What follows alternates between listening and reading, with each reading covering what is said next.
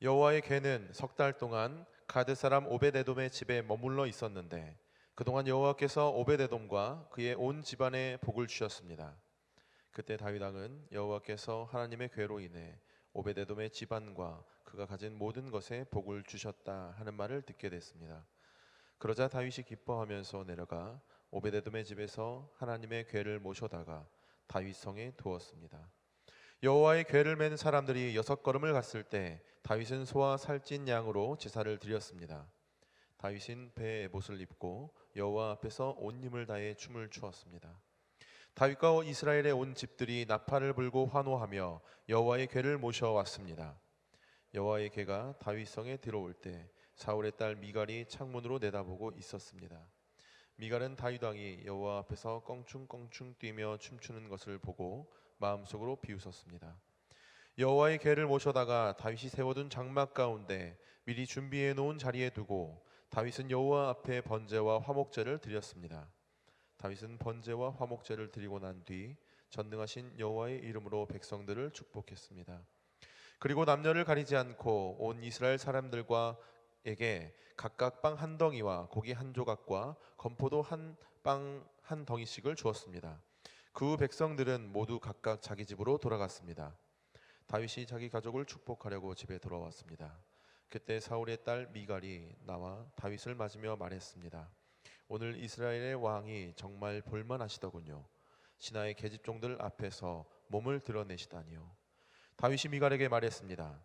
나는 하나님 앞에서 그렇게 춤춘 것이요 그분이 당신 아버지와 당신 집안 대신 나를 선택해 여호와의 백성 이스라엘 통치자로 세우셨으니 나는 언제든 여호와 앞에서 기뻐 뛸 것이요 내가 이것보다 더욱 채통 없이 행동해 스스로 낮아져도 당신이 말한 그 계집종들은 나를 우러러 볼 것이요. 아멘.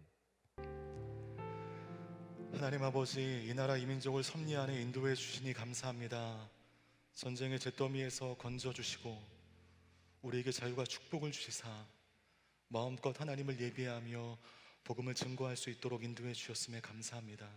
이 나라 이민족이 하나님의 뜻에 합당한 민족이 되어질 수 있도록 이 나라 이민족을 인도하여 주옵소서.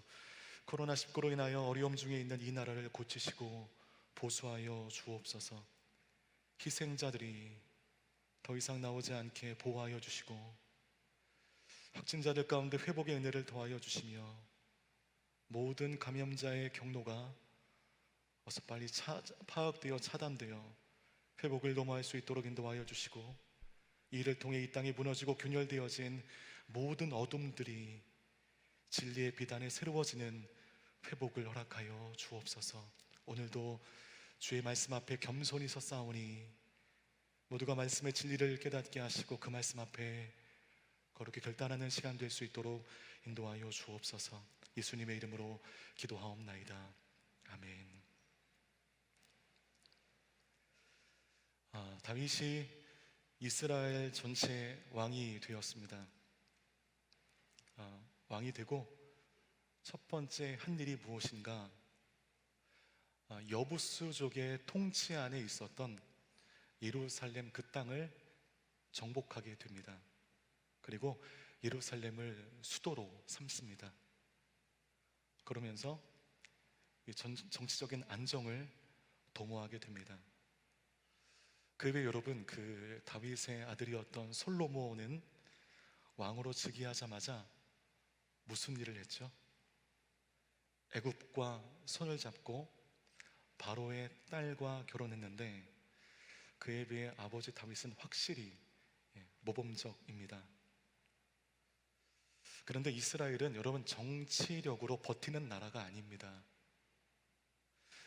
영적 이스라엘인 저와 여러분들, 우리 크리스찬들이 세상의 힘으로 잇대어 살아가는 사람들이 아닌 것처럼 예루살렘 땅을 정복하여 수도로 삼는 일은 너무너무 잘한 일이었지만 그러나 훨씬 중요한 수건 사업이 있었습니다.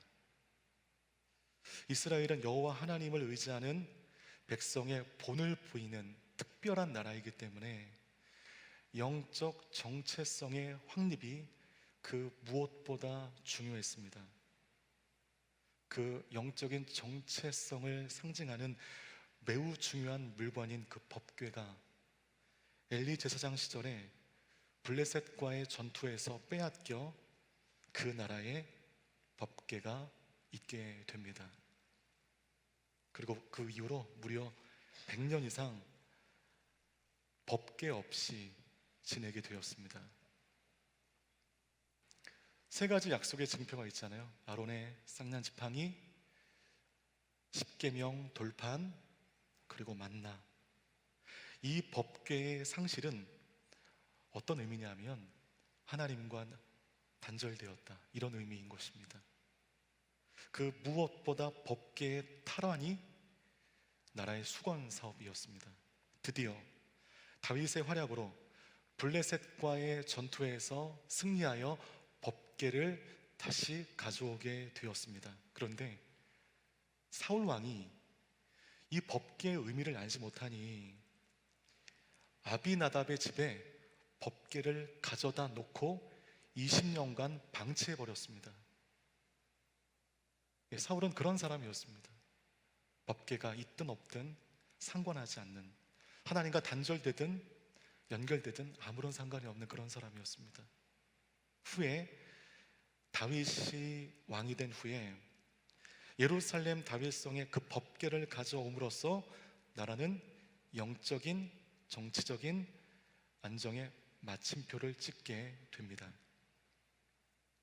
그런데 오늘 말씀과 연결되어지는 오늘 본문의 그 앞절에 있는 말씀을 보면 아비나답의 집에 있었던 법궤를 가지고 이동하는 도중에 나곤의 타작마당에 이르렀을 때 갑자기 소가 날뛴 거예요.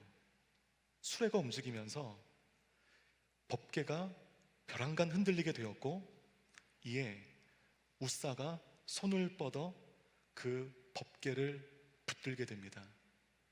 얼마나 착한 마음, 선한 마음이에요.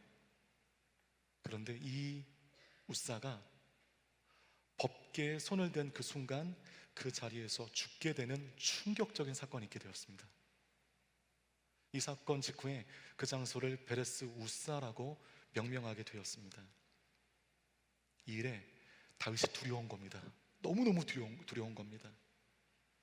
이 사건 이후로 이 법궤를요, 다윗성으로 가져오지 않고 오벳 에돔의 집에 또 방치해 버렸습니다.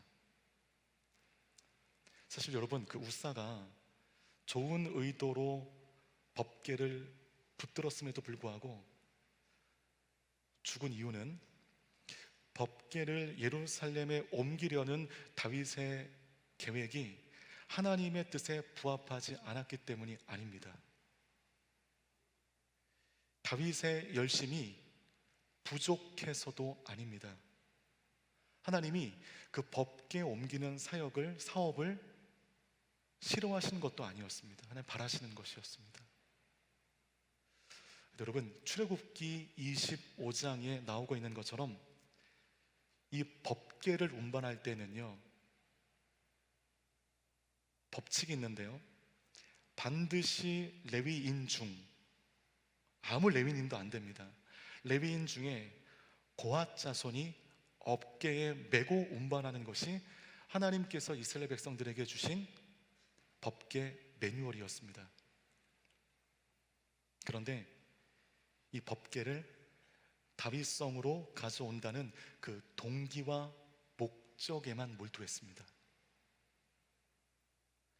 그러나 하나님을 섬김에 있어서 그 동기와 목적이 아무리 선하다 하여도 그 과정마저 하나님의 말씀을 따라 행하는 것이냐 아니냐 또한 하나님 편에서는 매우 중요한 것입니다.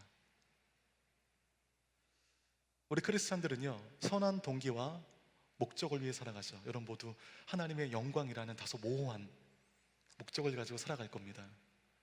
하나님의 영광을 위해 살아가는데 불법, 탈법, 이것은 용인되지 않는 것입니다. 우리 믿는 사람들은 과정 또한 선해야 됩니다. 공의로워야 되고 의로워야 됩니다. 더디 가더라도, 잘 못 가더라도 과정이 선해야 합니다. 과정이 선하지 않으면 그 선한 동기와 그 목적에 명분도 잃어버리는 것입니다. 여러분, 우리가 하나님을 섬김에 있어서 외형적인 열심이나 감정에만 치우쳐 할 것이 아니라 그 일이 과연 하나님 앞에 위배되는 부분은 없는지 우리가 냉철한 이성을 가지고 살펴야 됩니다. 그것을 오늘 베레스 우사가 우리에게 보여주고 있는 것입니다. 자, 우사의 갑작스러운 죽음으로 언약궤 운반이 중단이 되었고, 이제 두려움 가운데 이 법궤를 오벳 에돔의 집에 방치하게 됩니다. 본문으로 돌아가겠습니다. 사무엘하 6장 11절에서 12절 말씀 함께 읽겠습니다. 시작. 여호와의 궤는 석 달 동안 가드 사람 오벳 에돔의 집에 머물러 있었는데 그동안 여호와께서 오벳 에돔과 그의 온 집에 복을 주셨습니다. 그때 다윗 왕은 여호와께서 하나님의 궤로 인해 오벳 에돔의 집안과 그 가진 모든 것에 복을 주셨다는 말을 듣게 됐습니다. 그래서 다윗이 기뻐하면서 내려가 오벳 에돔의 집에서 여호와의 궤를 모셔다가 다윗성을 두었습니다. 그런데 이 법궤가 울며 겨자 먹기로 머물러 있는 이 오벳 에돔의 집에 복이 임했다는 것을 다윗이 듣게 된 것입니다. 과연 오벳 에돔의 집에 임한 그 복이 무엇일까? 그 복이 무엇인지 복의 정체가 성경에 기록되어 있지 않습니다. 그러나 여러 주석에서요, 그 복을 뭐라고 설명하고 있냐면 그 복은 장수, 부자, 성공이라고 하는 이 세속적인 복이 아닌 하나님의 임재의 복이었다는 것입니다. 저는 그 해석에 100% 동의합니다. 세속적인 복이 아닌 하나님의 임재가 오늘 법궤가 있었던 오벳 에돔의 집에 임한 것입니다. 따라서 여러분, 임재는 연결입니다. 그럼 죄송하지만 제가 핸드 마이크를 좀 할게요. 여기 좀 떨어져서요. 핸드 마이크를 좀 들어가겠습니다. 화면을 좀 바꿔주시고요.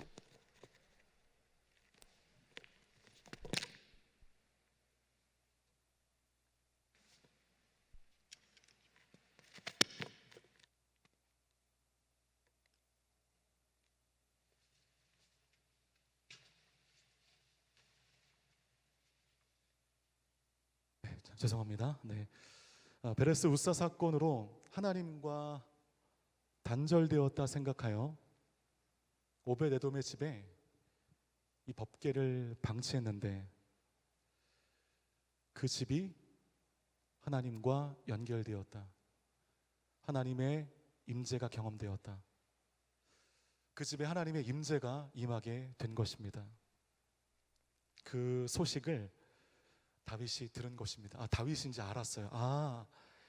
법궤를 옮기겠다는 그 의도 자체가 문제가 아니었구나.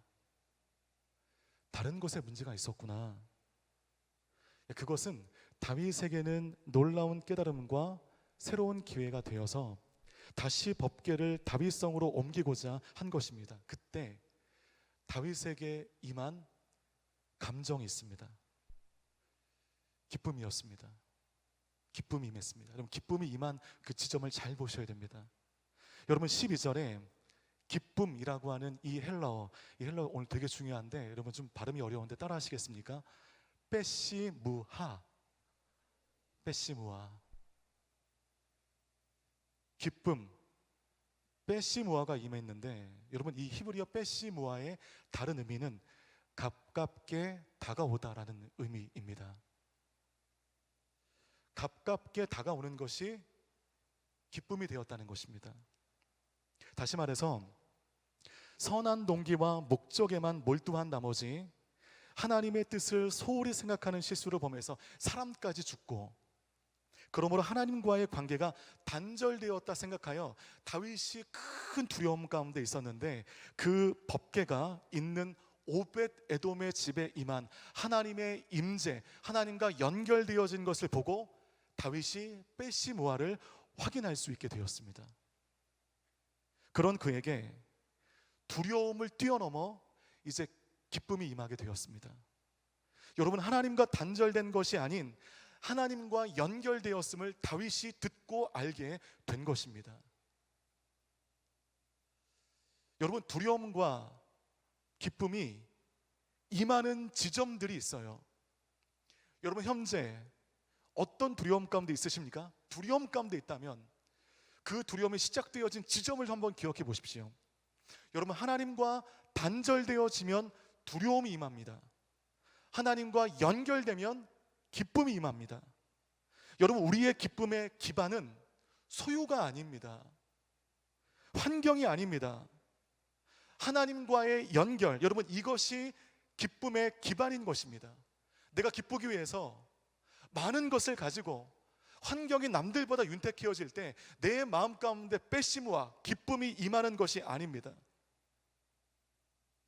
하나님과 연결되어질 때, 나는 하나님과 단절되었다고 생각했는데 하나님과 연결되어질 때 바로 그 지점 가운데 두려움을 뛰어넘어 하나님의 패시므와 그 기쁨이 임하는 줄 믿습니다. 세상의 것 다 가져도 남들이 우러를 수 없는 그 지점 가운데 나아가도 하나님과 연결되어지지 않으면 그 모든 소유, 그 모든 위치는 별로 큰 의미가 없습니다. 기쁨은 하나님과 연결되어지는 지점 가운데 임하는 하나님의 감정이기 때문입니다. 현재 우리 모두가 갖고 있는 그 고민은 과연 하나님께서 안개처럼 뿌연 나의 인생을 어떻게 인도해 주실까? 아니, 인도해 주시기는 하실까? 정말 내가 이렇게 바라고 믿고 기도하는 것이 응답되어질까? 그 인도하심을 내가 신뢰하지 못하여 근심과 걱정이 우리의 마음 가운데 있고 그 근심과 걱정이 나의 삶의 두려움으로 임하게 됩니다. 중요한 것은 인도하실까를 두려워하고 걱정하는 것이 아니라 하나님의 임재를 사모하는 것인 줄 믿습니다. 인도하실까라고 하는 이 두려움에 있기보다 단절된 우리의 인생이 하나님과 연결되어질 때, 하나님과 패시므하게 되어질 때 비로소 나를 묶고 있는 문제의 실마리가 풀려지는 것임을 여러분 모두가 믿으시기를 바라겠습니다. 내가 하나님과 단단히 연결되어졌다는 것을 확인하면 세상의 근심과 걱정이 더 이상 문제가 아닙니다. 저는 늘 길을 묵상하며 살아왔습니다. 그러다 보니 나도 모르게 길이라고 하는 그 테마에 집착하며 살았습니다. 책을 사도 나도 모르게 그 책 제목에 길자가 들어가는 것을 사버리는 겁니다. 음악을 들어도 그 노래 제목에 길자가 들어간 여러 가수의 음악을 짜집기 해서 그것만 듣는 겁니다. 저는 늘 길을 묵상했습니다. 길. 저는 왜 그토록 길을 묵상했을까요? 쓸데없는 얘기지만 그 이길탁이라고 하는 이름이 제가 장명소에서 지어진 이름이기 때문에 제가 예수 믿고 나서 제가 목사님께 예명을 받았거든요. 지금도 집에서는 그 예명으로 불리워집니다. 제가 20대 때 이 이름을 개명하려고 그랬었어요. 장명소에서 지은 이름으로 살기보다 예수 믿고 받은 이름으로 살겠다. 근데 그 장명을 제가 포기했습니다. 두 가지 이유인데, 하나는 귀찮아서요. 너무 바꿔야 될 게 너무 많으니까. 두 번째는요, 제 이름에 뭐가 들어가 있습니까? 길이 들어가 있거든요. 그러니까 이게 좋은 겁니다. 내가 몰두해 있는 그 길. 나는 왜 이토록 길을 묵상하며 살았을까? 그것은 저의 열등감에 기인하는데, 아버지께서 다니시던 든든한 직장을 포기하시고 제가 초등학교 다닐 때 느닷없이 신학교에 가신 이후에 개척하여 목회하시는 내내 저의 집은 늘 가난했고, 그러므로 부모님께서는 내가 원하는 학업을 지원해 주실 수도, 내가 원하는 길을 열어주실 수도, 제가 그것을 바랄 수도 없는 그런 상황이었기 때문에 저는 저의 힘을 응축하여 저의 길을 빨리 열어야만 했습니다. 그러다 보니 남들보다 그 길을 더욱더 빨리 찾고 싶었고, 찾은 그 길 위에서 남들보다 더 빨리 성공하고 싶었습니다. 이 길이 나의 길이 맞나? 저 길이 나의 길이 맞나? 그래서 여러분 20대 때 이 길 저 길 방랑저처럼 헤매다가 20대를요 통째로 제가 날려먹었습니다. 후에 여러분 제가 신학을 하며 사역자의 길에 들어와도 이 길에 대한 고민이 끝나는 게 아니더라고요. 장로교 목사님이셨던 아버지의 권유로 저는 장로교 학교가 아닌 성결교 학교에 진학하게 되었습니다. 장로교에서는 노회장까지 하셨던 능력 있는 아버지이시지만 지금 내가 몸담고 있는 이 성결교에서는 아버지는 철저하게 무능하신 분이셨습니다.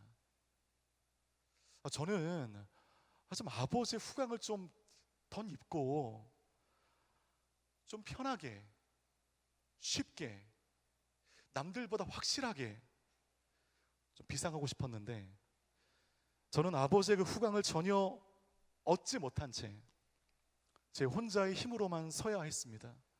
그리고 혼자의 힘으로 서기에 저는 무능력했고 실력도 없었고 제가 저를 보기에 저는 가능성도 없었습니다. 그 열등감으로 길만 찾다가 저 20대 10년을 허비하게 됩니다. 저는요 신학교에 들어와요. 되게 부끄러운 얘기인데 신학교에 들어와서 비로소 부르심에 대한 뜨거운 체험을 한 케이스거든요. 그런 저의 한심했던 삶에 성령님이 찾아오셨고 제가 부르심을 비로소 확인할 수 있게 되었고 제 영혼의 빼시무아를 확인하게 되었습니다. 성경을 읽고 연구하고 그리고 뜨겁게 기도하면서 저는 제가 이제까지 그러던 삶의 패턴이 얼마나 잘못되어진 열등감에 기인한 내가 만든 인공의 길이었음을 알게 되었습니다. 그러면서 제 안에 이제 거대한 변화가 시작이 되었는데 저는 더 이상 길을 묵상하지 않게 되었습니다. 저는 하나님의 임재만을 구합니다. 요셉의 모든 예배자들이 바로 이 경험을 했으면 좋겠습니다. 하나님이 인도하실까? 하나님이 내 삶을 어떻게 인도하실까? 인도해 주시는 하실까? 내가 가야 할 길은 어디일까? 이곳에 여러분의 젊음의 에너지를 소비하기보다 우리가 외면하였던 그러나 본질적으로 나의 인생을 세울 그 성령님의 임재, 하나님의 임재를 간구하며 나가는 모든 예배자들이 되시기를 주님의 이름으로 축복합니다. 그래서 제가 목사이기 때문에 저의 비전이 무엇이냐, 저는 이 질문을 왕왕 받거든요. 이글탕 목사님의 비전은 청년 사역이십니까? 어떤 사역이십니까? 어떤 사역이 비전이십니까? 여러분 놀라지 마십시오. 이글탕 목사의 비전은 없습니다. 저희 비전은 없어요. 제 비전은요 제가 크게 깨달았거든요. 저희 비전은 그냥 하나님의 임재뿐입니다. 하나님의 임재가 저희 비전입니다. 하나님의 임재 안에서 저는 어디든 제 비전이 되는 것입니다. 어딜 가도 어떤 길에 있어도 내가 무엇을 하든지 하나님의 임재 안에 있으면 거기가 나의 부르심이요 거기가 나의 비전이 되는 것입니다. 저는 비전을 찾으려고 20대 10년을 허비했습니다. 그건 그게 아니었습니다. 하나님의 임재 안에 있는 게 내 인생 가운데 가장 회복해야 할 이름을 제가 나중에야 깨닫게 되었습니다. 그러기에 지금 저의 비전은 요셉 공동체인 거죠. 부르심에 응답하여 의미를 찾으니 요셉 공동체의 교육자로 살아가는 것이 의미 있고 재밌고 보람찹니다. 길이 어디냐보다 중요한 것은 지금 내가 하나님의 임재 안에 있는가, 이것입니다. 하나님의 임재를 떠나 아무리 길을 찾으려고 해보십시오. 제가 밟았던 그 어리석은 그 방황을 여러분들이 반복하실 수 있습니다. 저는 하나님의 임재를 떠나 내가 나의 길을 찾으려고 했습니다.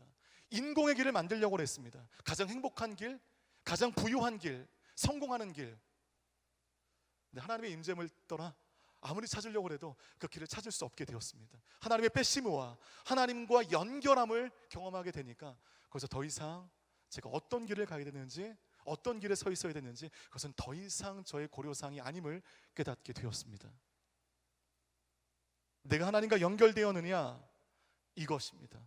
그 지점 가운데 빼심과 기쁨이 임하는 줄 믿습니다.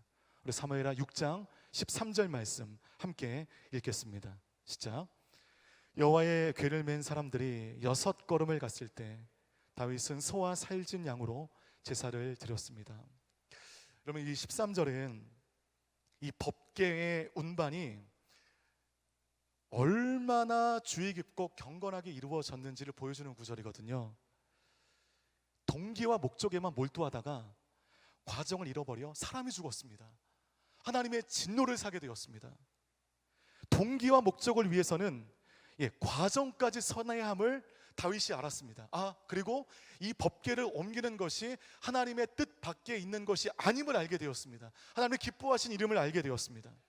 다윗은 매우 조심스럽게 말씀으로 돌아가 그 궤를 옮기기 시작합니다. 이 장면이 조금 더 자세히 나와 있는 기록된 말씀을 보겠어요.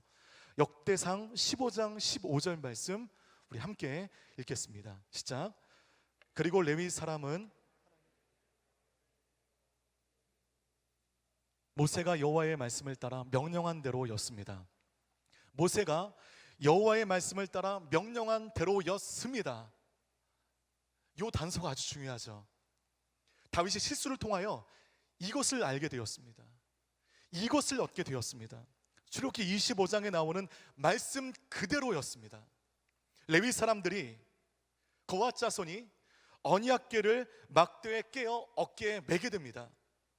베레스우사 사건 때에 다윗이 미처 생각하지 못하여 미비했던 모든 것들이 이제 하나님의 말씀대로 하나씩 하나씩 지켜지고 있습니다. 최근에 우리 믿는 사람들 가운데 많이 불리워진 찬양이 있습니다. 여호와께로 돌아가자. 얼마나 이 가사가 좋아요. 멜로디가 얼마나 은혜롭습니까? 여러분, 그 찬양 많이 부른다고 그래서 우리가 울면서 그 찬양을 반복적으로 부른다 해도 하나님 앞으로 돌아가는 것이 아닙니다. 말은 좋은데 그러면 여호와께 돌아가는 것이 무엇이냐? 여러분, 이것에 대한 고민 없이 가사가 좋고 멜로디가 좋으니 그냥 불러 제껴버려요. 그 여호와께로 돌아가는 건 알겠는데 어떻게 하는 것이 여호와께로 돌아가는 것인가? 헝클어진 우리의 삶의 회복은요, 그럼 말씀으로 돌아가는 것입니다. 바보처럼 말씀대로 살아내는 것입니다. 오늘 그것을 다윗이 보여주고 있는 것입니다. 거대한 실수를 했어요. 사람이 죽었습니다. 무엇인가 고민했습니다. 하나님이 알게 해주셨습니다. 하나님이 연결해 주셨습니다. 빼시무어가 임하게 되었습니다. 이제 그의 과오를 거룩히 바꾸게 됩니다. 말씀으로 돌아갔습니다. 말씀 하나하나에 따라서 법궤를 옮기기 시작합니다. 여기서 우리는요, 다윗의 여느 사람과 다른 면모를 보게 되는데, 보통 여러분, 저와 여러분들이라고 한다면 선한 동기, 선한 목적을 가지고 누가 봐도 선한 일인데 그 일을 가지고 하다가 무언가 예상치 못한 아주 거대한 일을 만나게 되면 돌아가서 나의 행위와 나의 삶을 살피기보다는 내가 선한 동기를 가지고 선한 목적을 가지고 내가 이렇게 행동했는데 함께 해주시지 않는 하나님께 내가 상처받고 서운해하기 일쑤입니다. 그때 우리 신앙이 많이 흔들립니다. 하나님 살아계시냐?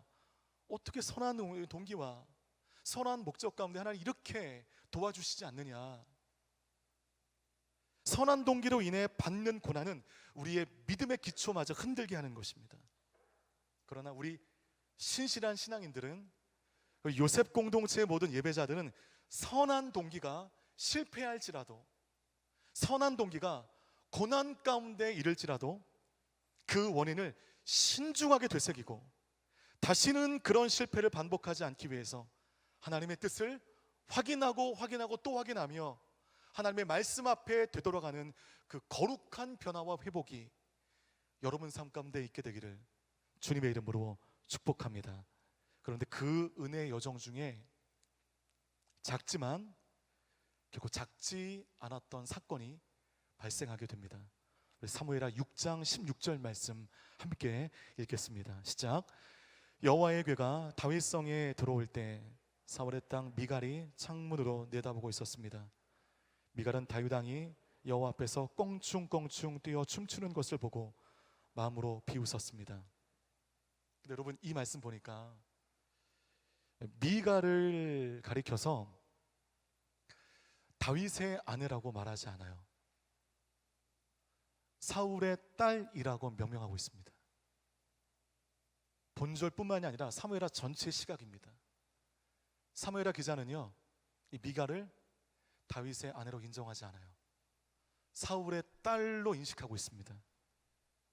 이미 결혼한 지 많은 시간이 지난 어엿한 부부 관계인데 사울의 딸이라 그렇게 명령한 것은 작지 않은 영적인 의미가 있는데, 여러분 미갈이 다윗의 아내로 명명되어 예수 그리스도의 그 구속사의 가문 가운데 편입되지 않고 사울의 딸이라 명명되어 오히려 구속사의 방해자였던 사울의 가문 가운데 갇혀버린 것은, 성경은 그를 구속사의 연결자가 아닌 아버지 사울처럼 구속사를 방해하는 대적자로 인식하고 있는 것입니다.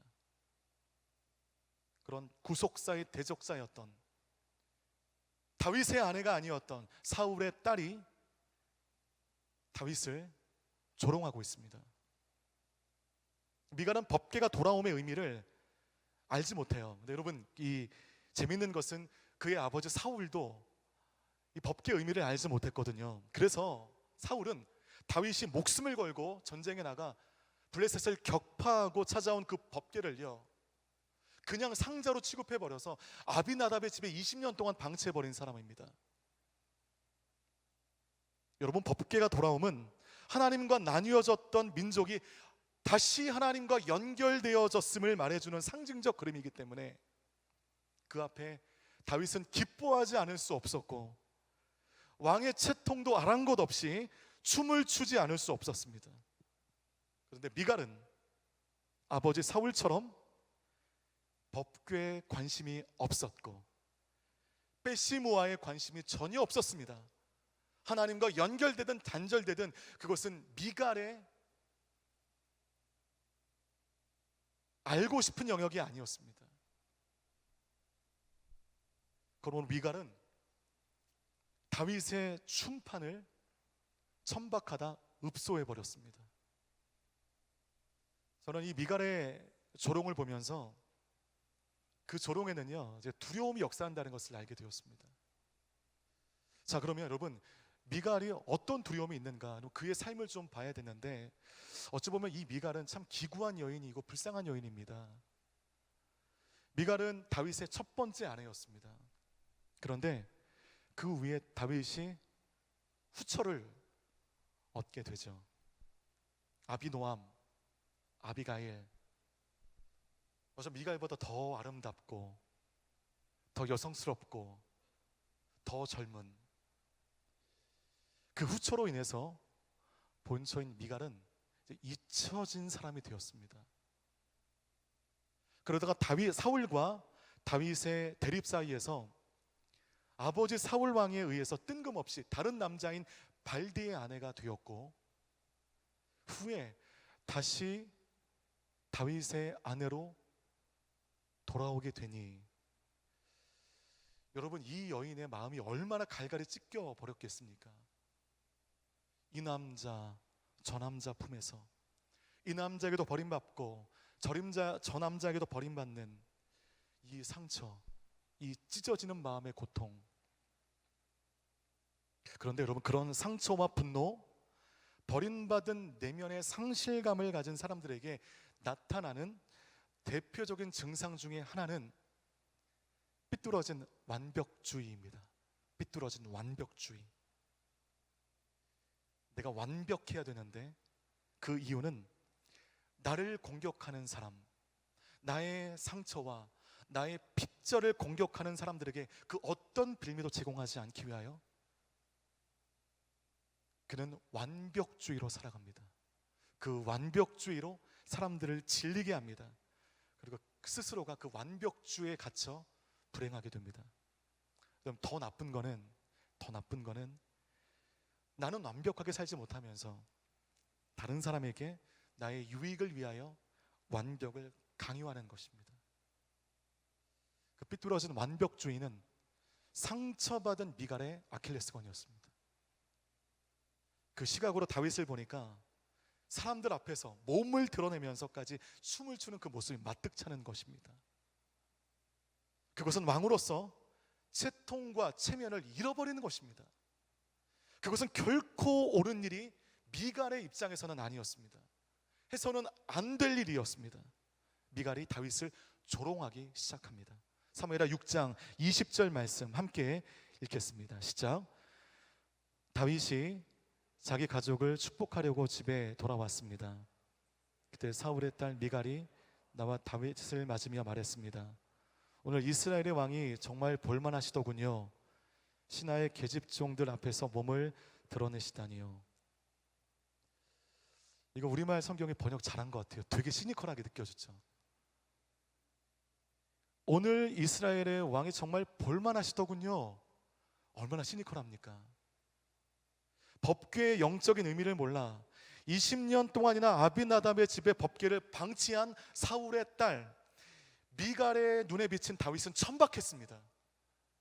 사람들 많이 있는 곳에서 몸이 보여지면서까지 왕이 춤춘다는 것이 얼마나 천박한 일인지 미갈은 눈 뜨고 볼 수 없었습니다. 그 감정은 미갈의 두려움과 버려짐의 그 상처 가운데 기인한 것이었습니다. 그러나 법궤를 다윗성으로 돌아오는 그 길에서 베시무아로 말미암아 춤을 췄던 다윗의 춤파는 하나님 앞에는 온전한 예배가 되었습니다. 베시무아의 기쁨으로 인하여 그는 세상의 눈으로 천박해 보일지라도 그의 기쁨을 몸이라고 하는 이 도구에 담아 하나님 앞에 올려드렸습니다. 하나님이 그 몸을 받으셨습니다. 온전한 예배가 된 줄 믿습니다. 할렐루야. 여러분 이렇게 예배해 보신 적 있나요? 사람들의 눈을 피하여 사람들이 천박하다 할지라도 나와 하나님이 연결되어진 이 베시무아의 기쁨을 나의 몸에 담아 하나님께 예배한 그 경험이 있으십니까? 오늘 다윗처럼 사람들의 시선을 전혀 생각하지 아니하고 하나님과 나 사이에 온전한 예배, 온전한 내 몸을 향한 나의 기쁨을 통하여 하나님께 드리는 온전한 예배가 여러분 삶 가운데 있었냐는 말이죠. 여러분 그렇게 예배하고 계시냐는 말이죠. 오늘 이 몸짓은 미갈 눈에 보이기는 천박해 보이는 모습이라여도 하나님 앞에는 완전한 예배, 온전한 예배가 된 줄 믿습니다. 모든 요셉인들이 예배할 때 그 시간만큼은 사람들의 시각 가운데 마음 뺏기지 아니하고 온전히 예배하는 온전한 예배자로 서기를 주님의 이름으로 축복합니다. 그렇기 때문에 화면 바꿔버리는 거예요. 자꾸 얼굴이 나오면 집중하지 못하잖아요.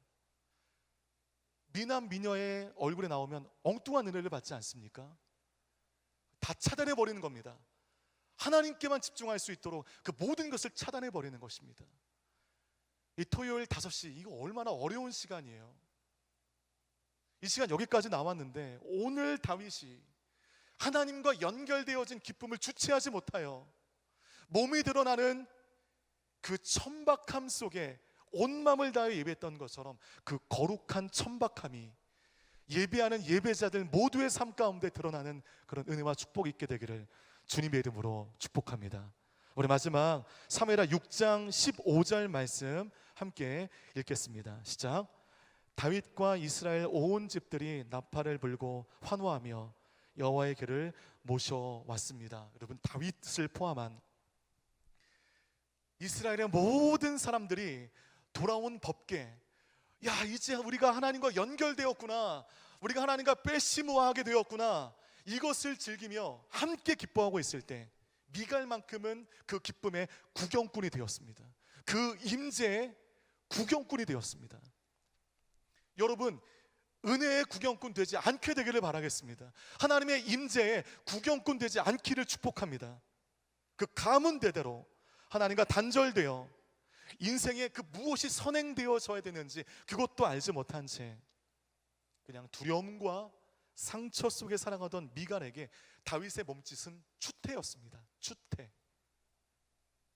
그러나 그 추태로 보이는 그 몸짓이 하나님에게는 온전한 예배가 되었고 하나님은 다윗의 그 몸과 마음을 기쁘게 받으셨습니다.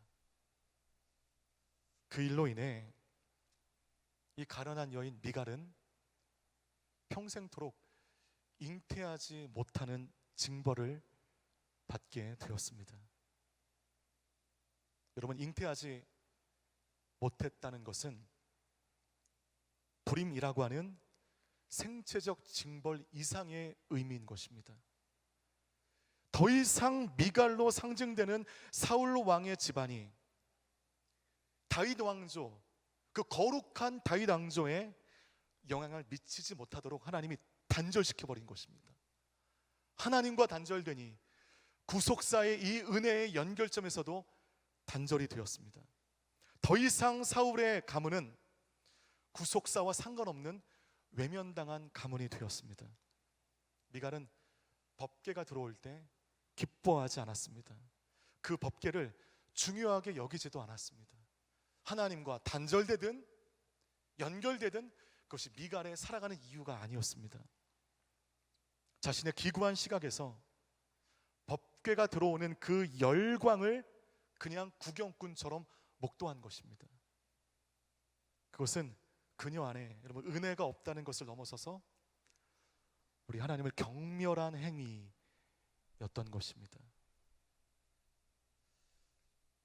다윗이 추태에 가까운 춤을 춘 것은 하나님 앞에서 자기를 최대한 낮추고 하나님께 영광을 올려드림이었습니다. 하나님 앞에서 어릿광대가 되어 하나님 기뻐하시는 것이라면 나의 몸을 드리고 채통 체면을 다 버린다 하여도 하나님 앞에서만은 어릿광대가 되겠다. 다윗 이 마음이었습니다.